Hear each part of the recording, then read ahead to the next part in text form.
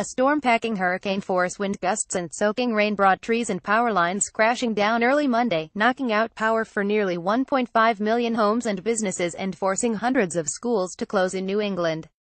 Thousands of trees were toppled, some falling onto houses and cars. In New Hampshire, floodwaters swept away a house. In Maine, the state's largest utility warned residents to be prepared to be without electricity for up to a week. New England bore the brunt of the storm, which brought sustained winds of up to 50 miles per hour in spots. A gust of 130 miles per hour was reported at the Mount Washington Observatory in New Hampshire, while winds hit 82 miles per hour in Mashpee on Cape Cod in Massachusetts.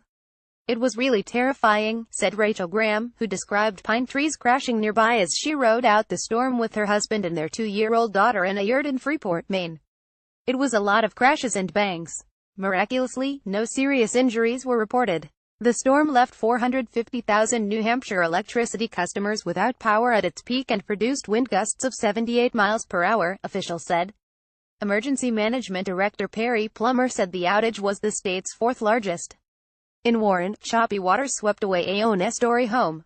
Video showed it floating downstream and crashing into a bridge before breaking apart. The person who took the video, Thomas Babbitt, told the Boston Globe the homeowners were not on the property at the time. Maine also was hit hard, with 492,000 homes and businesses losing electricity, surpassing the peak number from an infamous 1998 ice storm. Republican Maine Gov. Paul Lepage issued a state of emergency proclamation, allowing drivers of electrical line repair vehicles to work more hours than federal law allows to speed up power restoration. Across New England, some cities and towns pushed back trick-or-treating from Halloween night, Tuesday, to as late as Sunday evening due to safety concerns. The fast-moving storm began making its way up the East Coast on Sunday, the 5th anniversary of Superstorm Sandy. That 2012 storm devastated the nation's most populous areas and was blamed for at least 182 deaths in the U.S. and the Caribbean and more than $71 billion in damage in this country alone. Electricity was slowly being restored. More than 1 million homes and businesses still were without power Monday evening in the Northeast, according to a tally of outages from utility companies in more than a half-dozen states.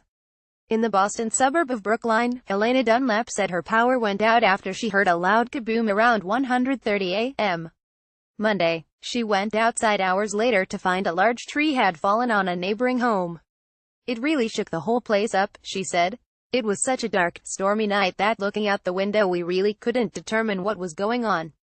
A tree fell and sheared off the rear of a home in Methuen in northeastern Massachusetts, along the New Hampshire line.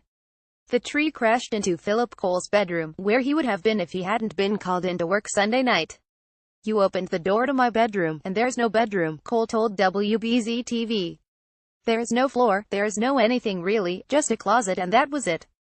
In Glastonbury, Connecticut, downed trees and wires forced schools to close. "Just high winds," said Glastonbury resident Kathleen Bookary, who lost power. "I saw flashes of light and heard booms. I think it was the transformers." She said she stocked up on food and other supplies when she heard the storm was coming. Some rivers in northern New Hampshire overflowed. For a brief period Monday, the Ammonoosuc River flooded, restricting access to the Omni Mount Washington Resort in Bretton Woods. The storm system also caused problems Sunday in Pennsylvania, New Jersey and New York. On the shoreline in Bayonne, New Jersey, a barge washed up after apparently breaking free from its moorings. In New York, the rush hour got off to a rocky start as service on Metro North's Danbury branch in Connecticut was suspended due to a mudslide and signal power problems. Part of the Long Island Railroad's Ronkonkoma branch was halted because of power lines on the tracks.